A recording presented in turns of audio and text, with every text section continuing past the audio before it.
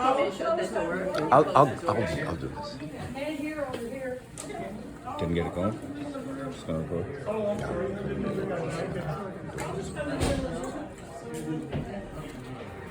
Thank you. I got it on and that's enough. I don't need a mic. All right, so I want to thank you. I should be on a lazy Susan. I can just go around. With the doors closed, can you hear me from here? Okay, good. Well, thank you all for coming. I have mixed emotions of sadness, of course, that my mom is now in the spirit world, and relief because she was in so much pain, and she sorely missed my brother that passed away 17 years ago. And there was a part of her that just kept longing to be with him. And I said to my brother Wayne, well, I've had her for 68 years, you've had her for 58 years, and she only had Joey for 49 years, so he wins her. He gets her for a while until we go back. When we were in the hospital, she just kept saying, I want to go home, I want to go home. And I think we all knew that that meant the spirit world. So I want to share with you how much I loved her, obviously, and I know my mom and my dad were so good to us. Were so good to us.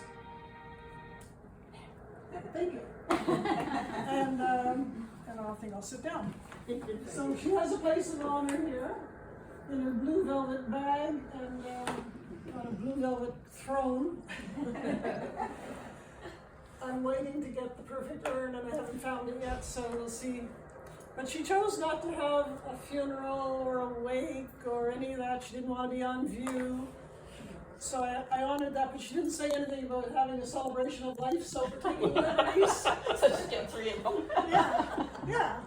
And you know, what is it, you ask for forgiveness or how does that go? Ask permission or forgiveness later. Yeah. So I'll have to check with her in the spirit world if she's upset with me. But I think she'd be very happy to see all of her friends assembled here to send off her spirit. We've got a candle burning over there. And so the things that I loved the most about my mom were her incredible dedication to family. She and Dad sacrificed a lot and were able to give us a beautiful home and a beautiful home in the country. I mean, in those days, that was quite a luxury. And you know, we have been able to buy a home in the country again, which I'm very thrilled about. So my husband Ronnie here and I have been blessed with a home here and a home in New York State, so we get to enjoy both. And the McPhees are an extended part of our family, and so we'll be having a celebration there tomorrow as well. So again, my mom, in our last 5 days, I stayed there every day and every night, and Mabel and Dad were up there, and I kept one hand on her heart and one hand on her hand, and just kept telling her that I was ready. If she was ready to go, she said, "You're not ready." I said, "Mom, I'm ready." She said, "No, you're not ready." And I realized, oh, I haven't done all these other things. When she takes her last breath, now what do I do? So the next morning I wrote a phone tree to all the people to contact and all the list of things I had to do. So on Sunday I said, "Mom, I'm ready." She said, "Okay." So unfortunately she developed a fever, but in the end that was her escape. And at one point in the middle of the night, with her fever raging, I said, "Mom, your house is on fire. Get your wings and fly out of there. It's time to go. Go see Joey." So yeah, she and I had a lot of love.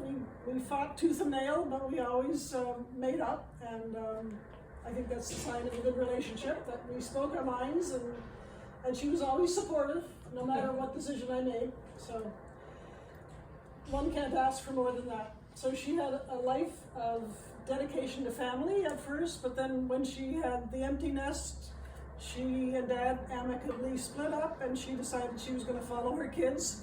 So she went to Toronto to see me, she went to Calgary to see Joey and Wayne, she went to San Francisco when I moved there, and she took a training in caregiving, and so she now had the credentials to look after the elderly, which unfortunately she became. She wasn't happy about that. But she lived a great life. She loved darts and cards and bowling, and I have a picture of her shooting pool. It's like she regained her youth that she missed by having a family.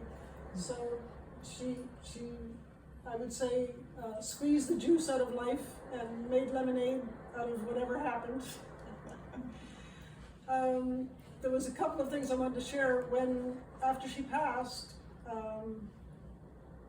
I drove Ronnie to Halifax, and on the way back I texted him because I was listening to podcasts about life after death, and a woman said that her son passed away and she asked him for a sign to let her know that he was okay, and I said that to Ronnie, and then I had a nap, and then I went to text again, and there was a text there that I hadn't put there, and it was capital XXO. Now, I don't know what to make of that, but I think it was a sign that she's there. I got goosebumps. Yeah, well, I looked at it, and I thought, I mean, the texts that I send are green, and the texts that Ronnie sends are gray, and this was green. He hadn't sent it. Somebody sent it. I don't know how it got there. And some of you may know that when her sister Carolyn passed away a few years ago, Mom couldn't find the, I don't know what you would call it, courage or strength or whatever to go to visit her. She said, I can't bear to see her not well. And so there was kind of a sadness that they didn't spend some time together before her youngest sister died. But Lynn told me that as soon as she texted Carolyn's daughter that Mom had passed, within 5 minutes Denise got a phone call from T.W. Curry saying that they had just found a photo album from Carolyn's funeral 3.5 years ago. So I guess we take that as a sign that Carolyn and Mom are reunited as well. So who knows? It's the mystery.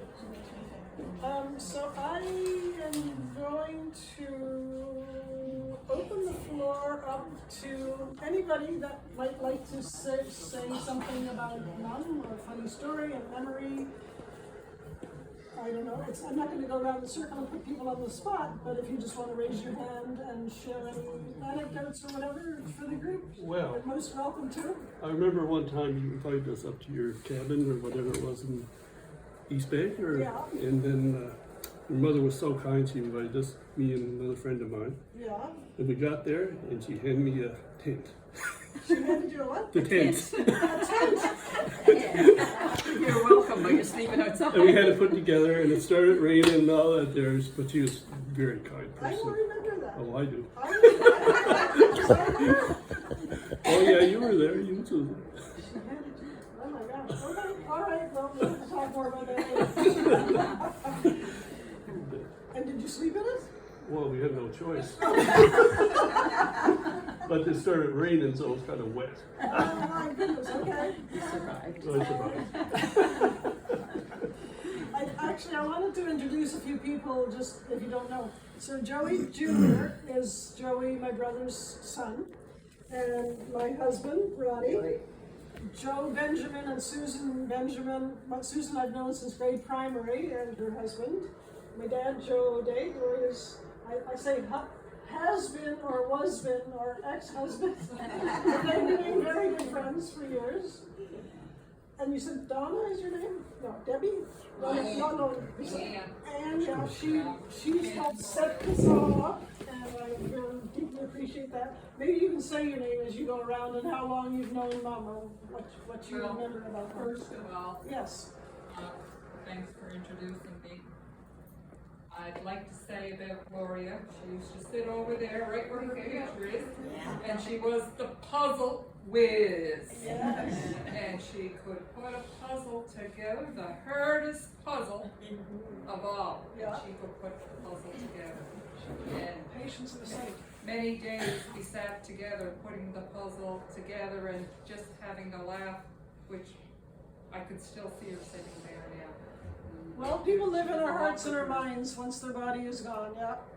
Lovely lady. Yeah. Thank you. Thank you. I'm Sandra McNeil. I knew your mom, Gloria, for 14 years. And again, she loved to do puzzles. And when I interacted with her, she was usually doing a puzzle down here. And we'll be talking away about, you know, her kids or experiences. Yes. And I found her as a very nice person. You saw her on her good days. No, she was really friendly with me. Yeah, Like, no, yeah, she was was- a friendly person. Yeah. Yeah. Unfortunately, when we're not well, we're not on our best form, so we had some challenges toward the end, but I totally forgive her. She was in so much pain. It was so sad to see and not be able to help. So when she took her last breath, I was she's free. She's free. Yeah. We have Debbie and Gus, long-term family friends. They lived across the street from us on our street. And Gus and Joey's father, my brother Joey, were best friends. They were like brothers from the age of probably 1. I don't know how far you go back. I'm mistaken quite a few times. Yeah, yeah. Did you folks want to say something? That's not short to say. No worries, no pressure, okay? And I'm Teresa. I knew her for about 12 years. And she could get real grouchy, I can tell you. oh yeah, she was feisty. Yeah, But we used to chat about different things. yeah, And sometimes we'd rant together. yeah. That was it, but she was very nice. Yeah, it's important to be able to vent. Some people just keep it all stuck here. I know. But believe me, she wasn't stressed because she vented. Yeah, well, it's interesting because her brother often shut her down. She says, Gloria, you don't know what you're talking about. And so I think when she got out on her own, she just said, nobody's going to shut me up anymore. And so That's right. she kind of went a little too far sometimes. She loved to give advice whether you wanted it or not. But That's right. And actually, I got it correct myself. I knew her for 10 years. Oh, okay. I put a couple of extra years in there, but I knew her for 10 years. The record is correct. Yeah. And next we have two sisters. We have Noreen and Della Frazier. And they were, Isabel, their sister, was married to Mom's youngest brother, Ronnie. And Isabel, sorry, Noreen is going to sing a little bit later. Did you folks want to say anything about Mom? Either of you? No pressure. I just love Gloria. That's enough. Really. She's really nice to me. Yeah, I can't say anything bad. yeah. I guess I'm next, eh? I think so, yeah. I'm Russell Warcup. Gloria was my therapist partner for a year, and I really liked having her as a therapist partner because I didn't like the cranky people at the therapist games. The least little thing they did that wasn't exactly according to the rules, they want to cut your throat for a point. Gloria would always put them in their place, and I loved it. She wouldn't take any shit off of any of it. You couldn't blame her one bit. Yeah. Because I would just, let it go, Sometimes I felt like telling them to F all. I would let it go. And Gloria would just put them in their place. Loved it. She could do that, yeah. Noreen was her next door neighbor, lived across the hall. Yes, Gloria was my next door neighbor for many years, wonderful neighbor, nice and quiet, and we got along very well. I know she loved to talk about her family. She talked about you guys all the time, and your big brother, she mentioned him quite often. And no, she was a great neighbor, wonderful woman. Yeah. Thank you. My name is Maureen. And I'm Betty. Yeah. I'm here just about 5 years. I was her therapist partner for 5 years. Wow. Yeah, and she knew everything about everything. She was something about everything. She knew a lot, yeah. And, yeah, and we traveled together to different places. Where I was gonna say where all girls go, we were there. We traveled around, and the last thing I did for her, she called me up and told me it was all wrong. I went to the grocery store, she had a note for me. Yeah. And Joe drove me and I picked up her groceries. Yeah. And she said, every one of them were wrong. But that's all right. Yeah, we figured it out, we'd get one of the women who work in the store to get all her stuff. Yes. Yeah, she was particular. Oh, yeah. Knew what she wanted. Yeah, but I figured that I was, around here, I was her best friend at the time. I think you For were. a long time. She's the Yeah. one that you spoke about the most, yes. Mhm. Yeah, she cherished you, and you now have her sofa, which I'm very happy about, because now you can stretch out on a sofa instead. My earrings too. Oh, beautiful! Yeah. Little earrings from Yeah, so people came up and showed us different items. I'm wearing her heart here, and her leotards, and her sweater, and That's her ring. good. That's a good thing. Yeah. And Irene, did you want to say something? She liked puzzles and she was a very friendly person. Yeah, Comedy, she was very funny. she was. And that's about it. Okay. You've lived here a long time? 8 years, as long as she has. Yeah. Yeah. Yeah. Before she moved up to McGill. Yeah, actually, just on that note, I brought 4 applications for senior housing. I know a lot of people that are living here wish they were somewhere else. Not to diminish this place, it has its value. But if you want an application, I have them on the lectern there. I know that there's 4 empty apartments at the McGillivray right now, and they're slow to get them up to speed, but Mom just called them regularly, the squeaky wheel. She said, is my apartment ready yet? Where's my name on the list? And she just harassed them so much they finally gave them the apartment. Do they still call that McGillivray? She was at the McGillivray. I thought she was in the one behind. Well, I'm sure, yeah, you're right. I'm kind of generically calling the whole complex the McGillivray, but the McGillivray is the nursing home. She was in, I don't know what even they call it. It's Was it Hines or something like that? Yeah, named after a man. Yeah. It was 27 Xavier, so those are the assisted living, and the one beyond that is unassisted living. But they just changed the status of the assisted living. The nurse is no longer there, and they don't have to have the meals, so you can get a rent without having to pay for the meals, because everybody says the meals suck, and the mom didn't like them either, so she complained vigorously about that. Yeah, and so we have Wynn. Oh, I'm sorry, Mary Beth first, Mary Beth McIntyre. Some of you may know her family, Johnny Tyre, and I don't remember your mom's name. Kay McIntyre. Johnny ran the casino, or was the bartender, not the casino, It's Kaylee. which? Kaylee? No, I'm thinking about the bar, the Capri Club. Capri, yeah. It was yeah. He bartended as a extra job. Yeah. Oh, okay. Moonlighting has a bartender in many yeah, places, yeah. So Mary Beth also knew Mom. You knew your mom for over 30 years because Wynn, my best friend, is Gloria's niece. So of course I knew all the family through Wynn. And every time I'd see Gloria, she was very truly excited to exchange ideas and just pleasantries, and it was just she was lovely to me, and I never saw that other side. She's always, I would always be happy to see her as well, and go over and give her a big hug, and which she responded to. Yeah, she was, my family wasn't a particularly huggy-feely family at the beginning, but in those times, the 50s, people were, more, not as huggy.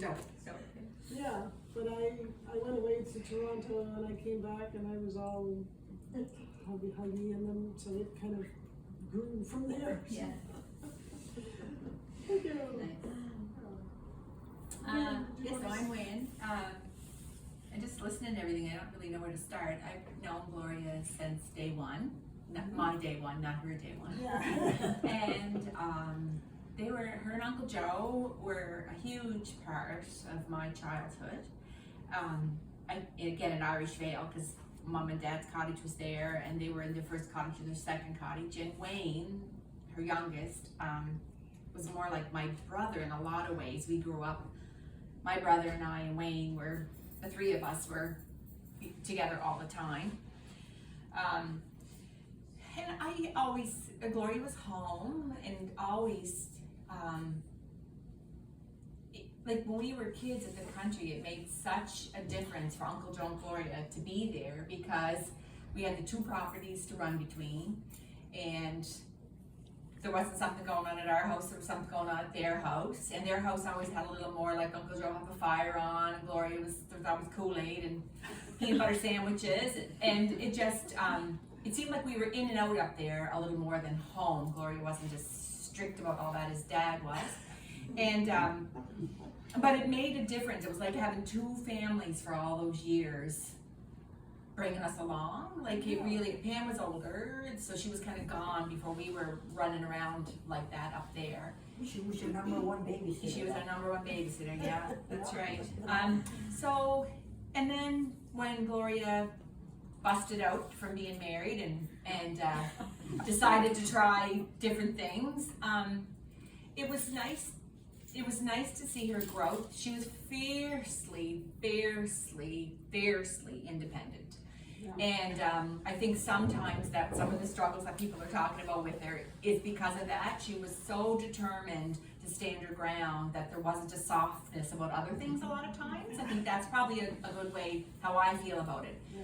But again, with me, she was only ever complimentary and loving, and she really was there for us all the time. I really enjoyed, as she was off on all these ventures, amazed at what she accomplished from being an at-home mom, very young, starting a family, no education outside of when she finished high school, that she did what she did. Like, she'd get on a bus and she'd find a train, and the next thing she'd be down in San Francisco, and she'd be looking after people and finding places to live. Like, it was mind-boggling what she accomplished, but that determination, I think, is what drove her. So some of those things that you talk about, her difficultness, I think that being able to stand that firm, whether or not it was right for her, but for her to stand that strong in what she wanted to do, got her where she was, where she wanted to go. There could have been more softness there, sure, but it really got her, like that determination got her. I guess you could say maybe it was turned up a little higher than it needed to be, but it really was so important for her to do all she did. It was incredible, all the things that she did, like the traveling she did, and by herself. Like, she just was gonna do it. She was doing it. She was staying in hostels. Oh, she did everything. And we didn't see that as kids because she was really firm in her role as mom and caregiver. But like I said, she busted out big time, and really what she accomplished in that part of her life was huge. And again, when we were kids, that lovingness wasn't there, but she was still always, she was there in that kitchen. Mom was at our house in her kitchen, like, you know, and you could just run. Somebody was always keeping an eye on. We'd go up the bungalow with them, and then they'd be, you know, like back and forth doing so many things. So Somebody knew what you were up to. oh yeah, all the time. And so it was really good, and it was really nice to see what she had an opportunity to accomplish later in her life, the things that were always probably a burning desire for her to see what else existed in the world. And it was nice to see her she stood on the sidelines and just away she went and see what she was doing. And lots of times it was just because of Pam that you knew what she was up to, because she was really on the move. So anyway, I was glad when she made her decision to transition, because she'd been miserable for a while, and she did this and then she did this, and she was ready for that. So yeah, I can't say I'm because it was harder seeing her so uncomfortable than it was when you knew she left. So, yeah, so big change in the family with somebody like that gone. Yeah. But anyway, that's enough. There's a little dish behind it, that she kept her pens and pencils in, it says follow your heart. Yeah. So she She did. did. Follow the dreams of your heart. She did. Yeah. Do you want to say a word or two? Oh, my goodness. Well, of course, I'm Mabel is her sister-in-law. Sister-in-law. She was married to Mom's brother. Well, when I met Ben, I met Gloria and Joe. Yeah. And, and we went from there. We had a lot of fun. Sure did. We had a lot of fun because Saturday night was dances or parties somewhere. Yeah. And more times than not, I can remember walking over to your house, to Joe, your mom's house, dad's house, and we should be out the door, and Gloria's hemming a dress or a pair of pants or something, because she had made something new for the dance. Yeah. And we did. But we were neighbors in Sydney too, as well as Yeah, ours. that's right, Yeah. we were only 2 doors from one another.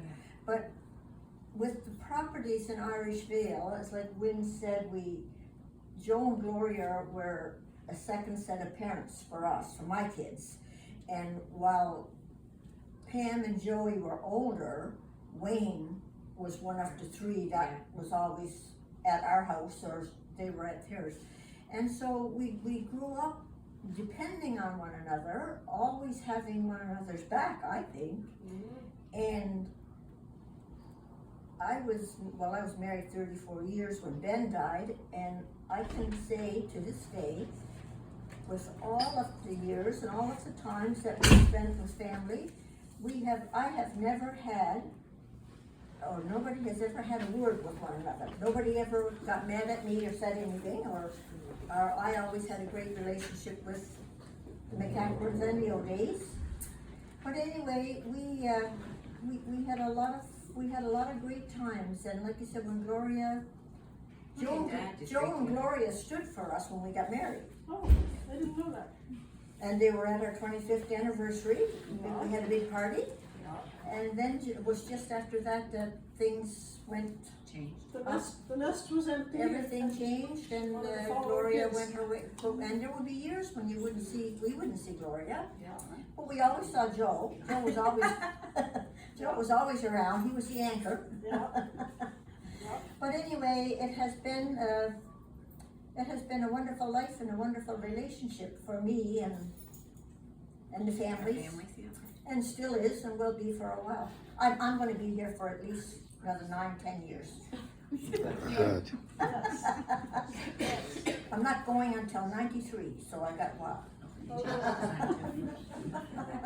Keep adding those years, maybe. Yeah. I don't remember your name that just came in. Oh, Helen. Helen, yes. So we've gone around the circle to share any stories or anything.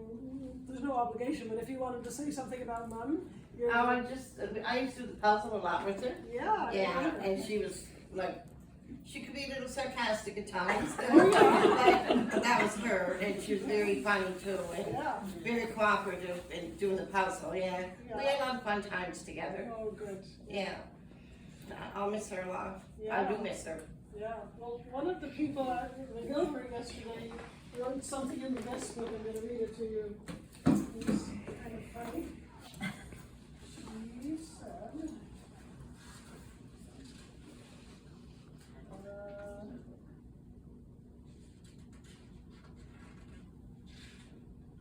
she's off to solve the last great puzzle. Oh, yeah. She was so good at doing it. That's good. She's off to solve. That was And Joe, clever. did you want to say anything? Or? So I'm going to ask Ronnie, I'm sorry, these 2 people at the end, did you want to say anything about Mom, or are you just here to listen and? You just said, I met her quite a long time ago, Uh-huh. and we were at the steelworks. Oh, making yes. hot dogs. Yeah, you're a volunteer as well? The 3 of us worked at the kitchen. Oh, okay, yeah. And,